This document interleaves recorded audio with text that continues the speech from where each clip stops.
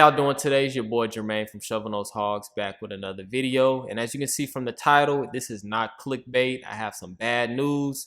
This is a video that I didn't want to make, but I want to be transparent as possible with this channel. So my female sunburst hognose snake, Cheeto, actually passed away 2 weeks ago, August the 10th, 2021.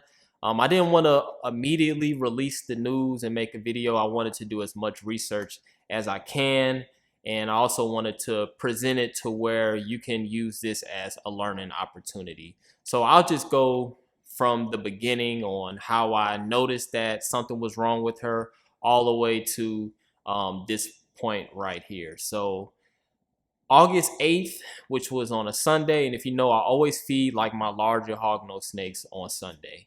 And Cheeto, she was probably my best eater. Since I've had her for like maybe almost a year and a half, and she's probably missed like 1 or 2 meals the whole time.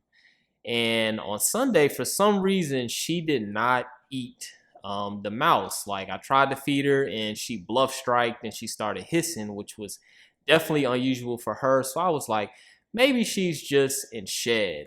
And so I stopped filming and I took a closer inspection of her, just to see if like her belly scales were starting to fade. And I noticed that she had like this swelling on her neck, which was unusual. And I was like, man, why is she swelling like this? I initially thought that she may have been regurgitating the meal that I fed her the previous Sunday, but then that didn't make any sense because I had already cleaned her feces from that meal like on Tuesday or Wednesday of that week.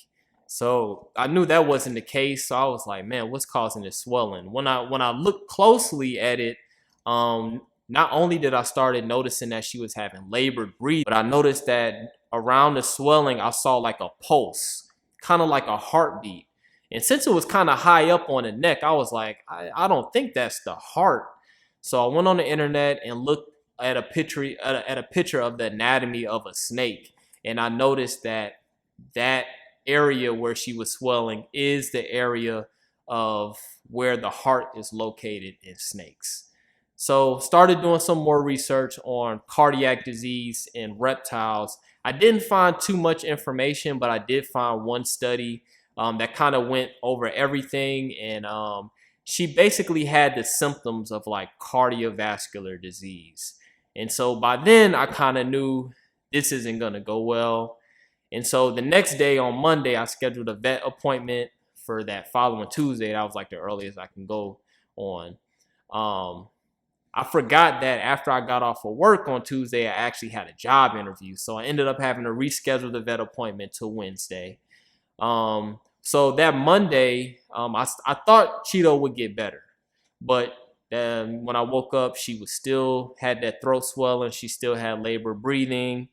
And then that Tuesday, she was kind of getting worse. Like the breathing was getting more and more labored. She wasn't moving that much. And she ended up passing away that Tuesday night before I can get her to the vet.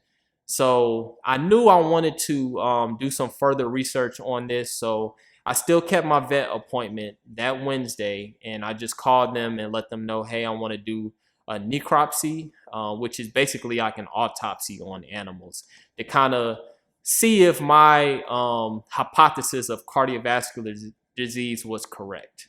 So that night, that Tuesday night, because I knew I was going to take her to the vet Wednesday, I made a very big mistake. Thinking that I wanted to preserve her body the best way I could, I actually put her in a Ziploc bag and froze her. That was something that I shouldn't have done, which I'll explain later in the video. I should have just put her in a refrigerator. So the Wednesday morning came, I called the vet and told him, hey, my snake passed away. I still want the vet appointment so I can do the necropsy. And I told her that I put her in the freezer to preserve her. And they said, take her out the freezer and put her in a refrigerator so she can thaw so they can do the necropsy. I was like, okay, I did that. And so I got off of work, took her to the vet. They did the necropsy. Because I froze her, it basically destroyed her tissue samples to where they couldn't take samples of her organs to send it off to a lab to get further testing. So if I would have just refrigerated her, I would have got more results. So let me read off the results of the necropsy and what they found was the cause of death for Tofu. So they said the patient was frozen prior to the necropsy, body condition 5 out of 9, and that's because I froze her. Her cranial, 1/3 of the body appears swollen and large. Like I said, around her throat area was swollen. Her scale quality was in excellent condition. She had swelling present at the site of the heart, which I knew.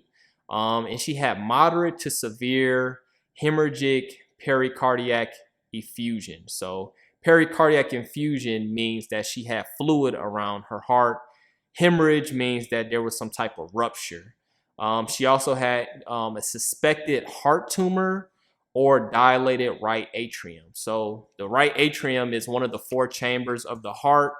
It's the chamber that receives blood that's low in oxygen, and then it empties that blood into the right ventricle. Dilated means that it was enlarged. And then what was interesting is that she had mottled liver with rounded edges, which she had a hypertrophied liver, which means an enlarged liver. So her liver was enlarged for some reason, and it said the liver appears severely congested.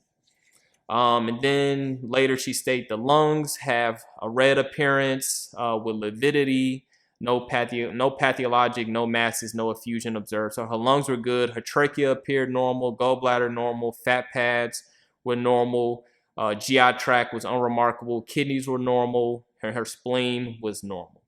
So going back up to the cause of death, it was definitely cardiovascular disease. And but because I froze her body and they couldn't take tissue samples, they weren't sure if the heart disease was the primary cause, like it started in the heart, or the doctor said it could have started in the liver and then in turn impacted the heart and caused the heart disease. So I did further research, and like I said, the pericardiac effusion can be a result of a tumor in the heart. Because they couldn't take no samples of the heart, we weren't really sure. And it also could be from a congenital defect where her atrium, that chamber in the heart, was enlarged from birth. And having an enlarged atrium and that having problems, that actually could have caused her liver to, get impacted.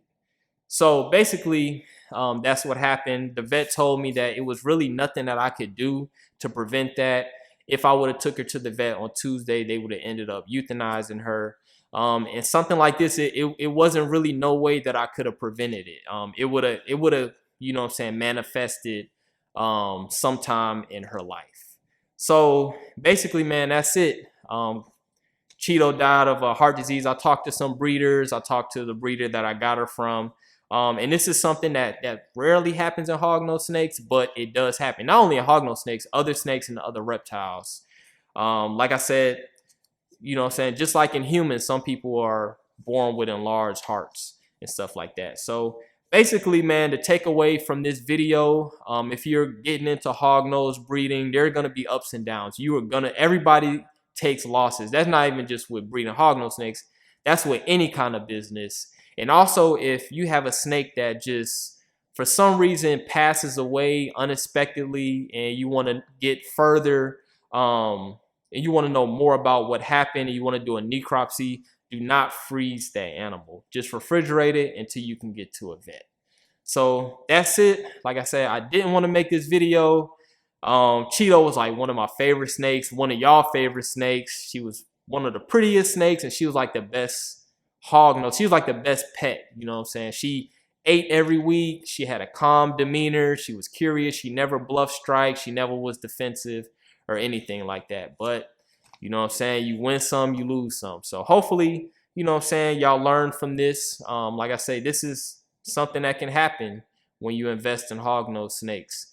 But if you like the content, feel free to subscribe. You can leave your comment at the bottom, like the video. And if you want to follow me on other social media platforms, I have my Facebook, Instagram, Discord, and TikTok page in the description. And I'll see y'all for the next video.